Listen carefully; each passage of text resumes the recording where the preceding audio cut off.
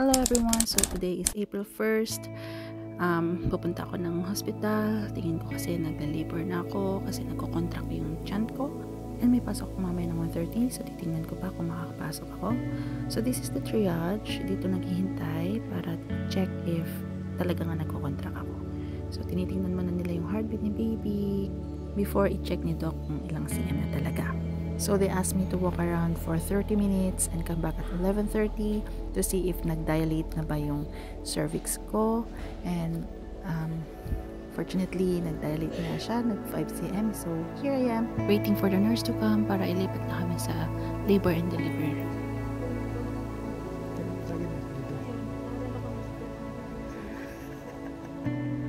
Dito siya sa heartbeat. Dire. Guys, ito no? Ayan, we are now going to the labor and delivery room. Before we go there, pinakita ko na ni nurse kung saan yung kitchen para kumuha ng ice and water if I need to drink. And ayan, kinuhanan na nga ako ng dugo.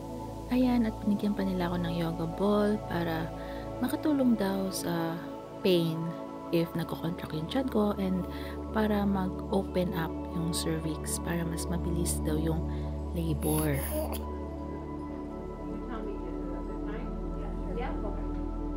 So dito naman pinapaprime nila ako para sa pagtanggap ng epidural if masakit talaga, hindi ko kaya, at saka sa blood transfusion. Time check, so I came here at 11ish and now it's almost 2. And I'm at the labor, maybe 5 cm or 6 cm. This is the labor room. Yeah.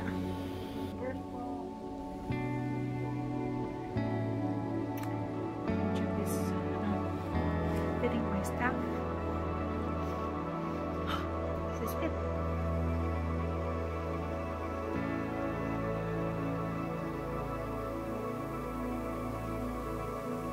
So, dito sa labor and delivery room, pwede ka magsama ng dalawa.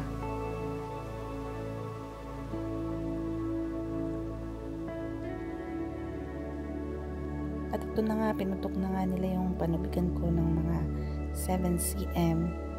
At, yan, sumasakit na yung tiyan ko. Nagko-contract na talaga, sumasakit na yung puso ko. Gusto ko nang ilabas, hindi na ako magpakali dyan. Pero hindi naman sobrang sakit, kailangan ko ng epidural, so hindi ako nagkuha ng epidural. So kung makikita nyo, may hawak na peanut ball si nurse at ipapagamit niya sa akin to. So first time kong gumamit nito ever, kapag wala naman ganito.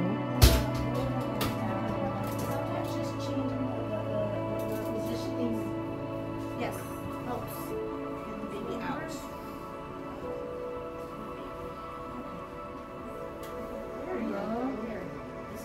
Between your legs, and then you're going to yeah, keep it like that. Yes, just like that. Just gonna open up that hip a little bit wider. Yeah, it's a weird thing. It's a big thing, but it helps. I'm the one with all the I'm the one with all the. I had on her hands and knees for a second, and then she's like, She wants to be all folded. well, as soon as she found her hands and knees, she said, "One foot." See, remember if you put your legs back, it's a little bit better. Here, there you go. Come around to the side. If you want to see what's going on. Oh. No. Why is it? Here, come back over here. Come back over here. He was close to cut. Oh, cut the cord. Take it.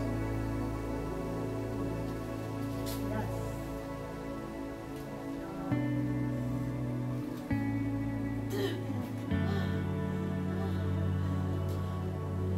Okay. Now give me a good push. Push. Push.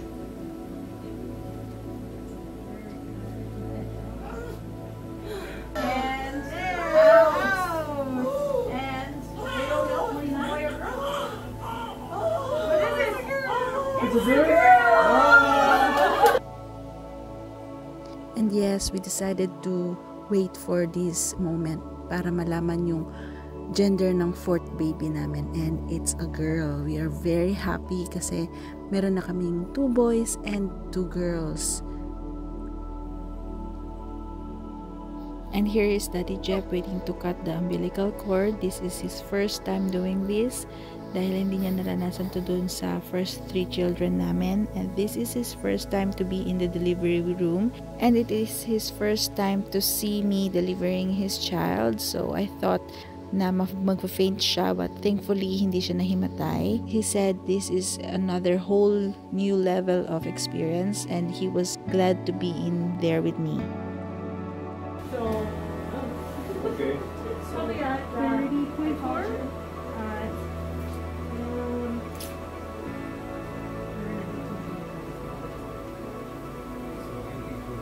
So 30.4. Yeah.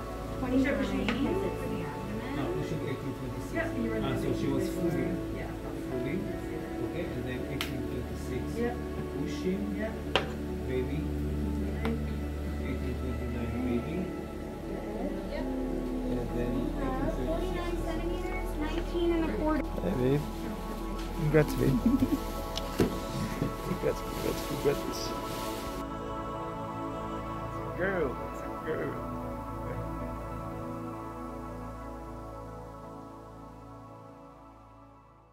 Closed doors, I'm a fool for your love.